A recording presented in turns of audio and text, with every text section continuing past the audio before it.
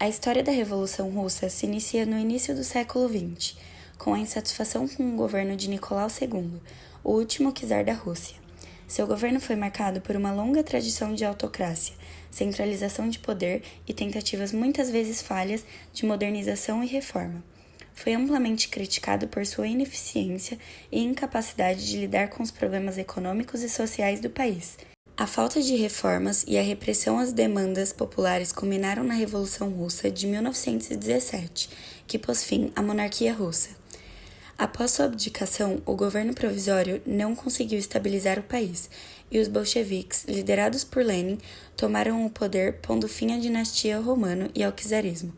Em 1918, a família imperial foi executada pelos bolcheviques, marcando o fim de mais de 300 anos de governo czarista na Rússia e levando ao estabelecimento da União Soviética e à ascensão do comunismo no país. Você sabe quem são os sovietes? Eles são um grupo de trabalhadores, organizações que se unem para ficar por dentro do que está acontecendo e pedir melhorias. Pequenos grupos que se tornam muito importantes, tão importantes que quando a Rússia se formou, ela começou a se chamar União Soviética. Por isso, Lenin já voltou falando, todo o poder aos sovietes. Ele quitaria que os sovietes governassem a Rússia porque esses grupos representavam o que a própria população queria, tinham interesses parecidos. Lenin já voltou pedindo pão, paz e terra porque mesmo o czar abdicando, a Rússia continuou na guerra. Então, enquanto a Duma tenta fazer o governo provisório, tem milhares de pessoas morrendo na guerra.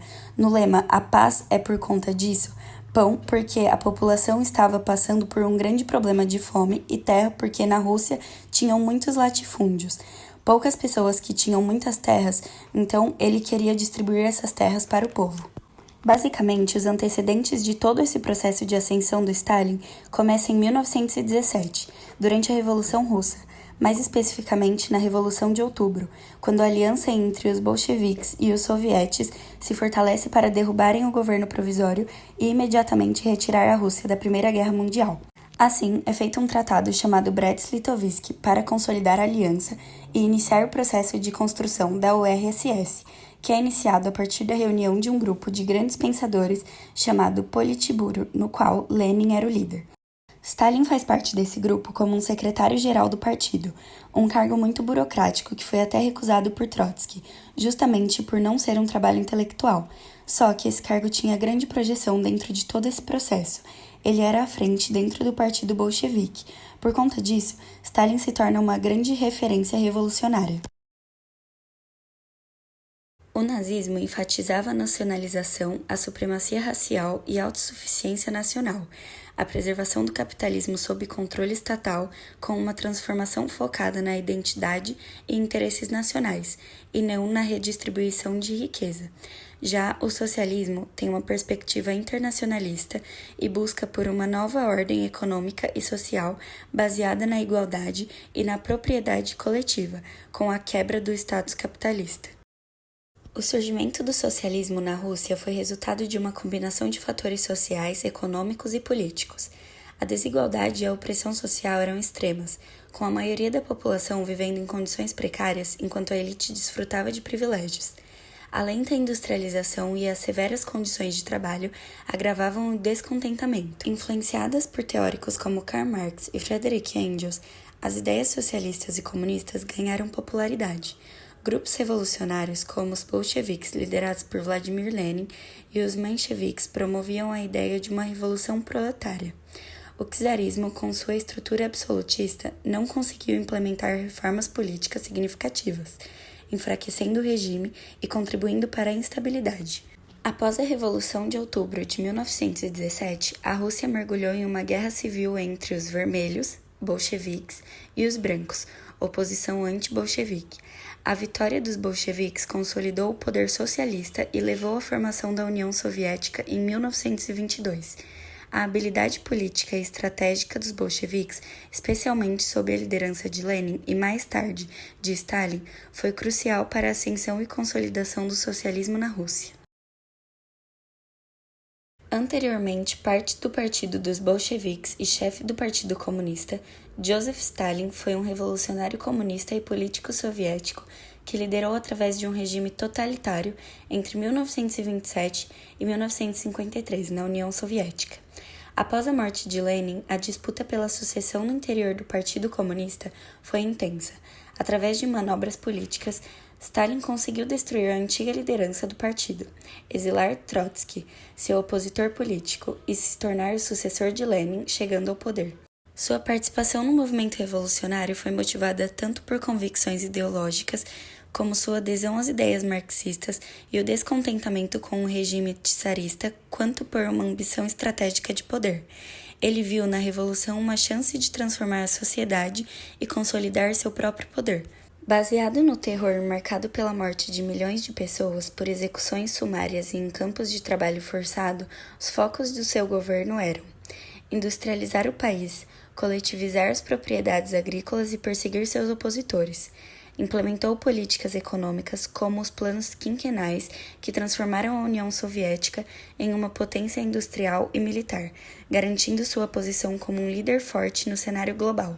Algumas características do stalinismo são: imposição de um estado de terror, economia planificada, isto é, centralizada no Estado, ação governamental baseada nos árbitros do líder, forte propaganda política, nacionalismo extremo, culto à personalidade do líder, perseguição dos opositores por meio da execução ou do envio desses às gulags, repressão e medo, perseguição contra a religião, igrejas fechadas e líderes religiosos presos ou mortos, militarização da sociedade, manipulação das informações e censura.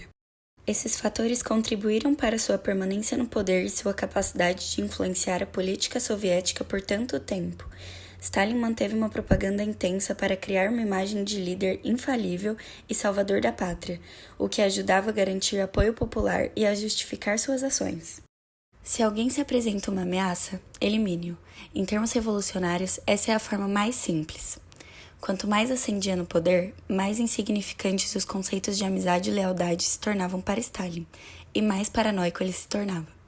Passou a eliminar todos os seus antigos rivais e até mesmo líderes históricos dentro da cúpula do comunismo soviético. Traiu e assassinou em massa todos os seus opositores. E rapidamente caçava funcionários menos importantes, outros velhos rivais e conspiradores no Congresso para confessarem por essas mortes em seu lugar, usando a morte de suas famílias como principal ameaça. Os julgamentos de fachada resultaram na prisão e execução de vários deles, e ainda contavam com imprensas estrangeiras para acompanhar as sentenças, as quais ficaram fascinadas. O plano de Stalin ocorreu exatamente como imaginava. Era aplaudido, seus inimigos caíam um a um, enquanto secretamente se tornava o ditador mais sanguinário do mundo. Por fim, Stalin havia matado mais de 1000 dos principais membros do Partido do Congresso. A Rússia já não era um país socialista, e sim stalinista, no qual apenas a voz do ditador era a voz do povo. Além dos grandes nomes membros do Congresso Soviético, a população civil com certeza não escapou do que ficou conhecido como o Grande Terror Stalinista. Assim que Stalin tomou o poder, optou por uma drástica reforma agrária que matou milhares de ucranianos de fome, dando origem ao Holodomor. Ainda hoje são discutidas as intenções de Stalin por trás dessa decisão. Há quem diga que foi apenas uma tentativa falha de ajudar a população camponesa, e há aqueles que acreditam se tratar de um genocídio e traçam paralelos com o Holocausto. Stalin transformou as fazendas privadas do Estado soviético em fazendas coletivas, nas quais os fazendeiros eram obrigados a fornecer a maior parte dos alimentos excedentes ao Estado por custos baixíssimos, uma medida que consistia em controlar a produção de cereais dos países soviéticos por meio da requisição compulsória. A Ucrânia foi um dos estados soviéticos mais resistentes a essa coletivização forçada, e, por conseguinte, rapidamente se tornou inimiga na visão de Stalin. Ele iniciou campanhas anti-ucranianas que buscavam demonizar, mostrar o quão nociva a atitude deles era para o comunismo, e além de humilhar inúmeros líderes ucranianos. Em 1929, Stalin estabeleceu metas de produção de cereais extremamente rígidas que foram impostas obrigatoriamente à Ucrânia. Tais metas foram tão rigorosas que só eram capazes de serem cumpridas caso os camponeses deixassem de consumir o que produziam, ou seja, se passassem fome. Os camponeses eram presos e condenados a trabalhos forçados simplesmente por comerem batatas e espigas de milho, visto que tudo agora era prioridade do governo. Aldeias inteiras foram dizimadas e, em algumas regiões, a taxa de mortalidade chegou a 30%. Cidades e estradas ficaram cheias de cadáveres daqueles que deixaram suas aldeias em busca de comida, mas morreram pelo caminho. Stalin proclamou, avisou a todos os ucranianos, vai estatizar tudo que você tem. A terra, o gado e se casa bonita, porque eles exploravam os povos pobres. Muita fome. Para você ter assim, ideia, às vezes até 4, 5 dias só água. Os gulags eram uma vasta rede de campos de trabalho forçado estabelecidos na União Soviética, especialmente durante o regime de Stalin, entre as décadas de 1930 e 1950. A palavra gulag é um acrônimo russo que significa Administração Geral dos Campos, referindo-se à agência responsável por gerir esses campos. Criados com o objetivo de isolar, punir e reeducar aqueles que considerados inimigos do Estado, os gulags se tornaram um instrumento de repressão política e econômica. O governo soviético aprisionava opositores políticos, membros da elite antiga, camponeses que resistiam à coletivização forçada da agricultura, criminosos comuns e muitas vezes pessoas acusadas injustamente de sabotagem, espionagem ou atividades antissoviéticas. Na teoria, os campos serviriam para reeducar os prisioneiros por meio do trabalho, mas, na prática, tinham também o propósito de eliminar qualquer ameaça ao regime e de explorar economicamente a força de trabalho dos detentos. Os prisioneiros dos gulags enfrentavam condições desumanas. Eram forçados a realizar trabalhos pesados em climas severos, especialmente nas regiões remotas da Sibéria, onde as temperaturas podiam cair drasticamente. A alimentação era inadequada e insuficiente, levando à desnutrição, e os cuidados médicos eram praticamente inexistentes, agravando as doenças e o sofrimento físico. A jornada de trabalho frequentemente ultrapassava 12 horas diárias, e os prisioneiros eram maltratados pelos guardas, além de não terem roupas adequadas para suportar o frio. Muitos eram forçados a realizar tarefas extremamente perigosas, como mineração, corte de madeira e construção de grandes obras de infraestrutura, como o Canal Mar Branco-Báltico, onde milhares morreram devido às condições brutais de trabalho. O stalinismo teve várias consequências significativas, tanto para a Rússia quanto para o mundo. Algumas das principais consequências no mundo foram a Segunda Guerra Mundial.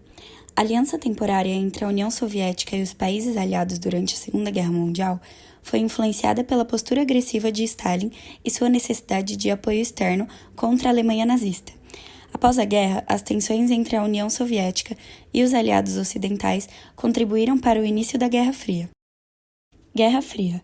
O stalinismo ajudou a moldar a política internacional durante a Guerra Fria, com a União Soviética e os Estados Unidos emergindo como superpotências rivais. A repressão e a postura expansionista soviética influenciaram a formação de blocos e alianças ao redor do mundo.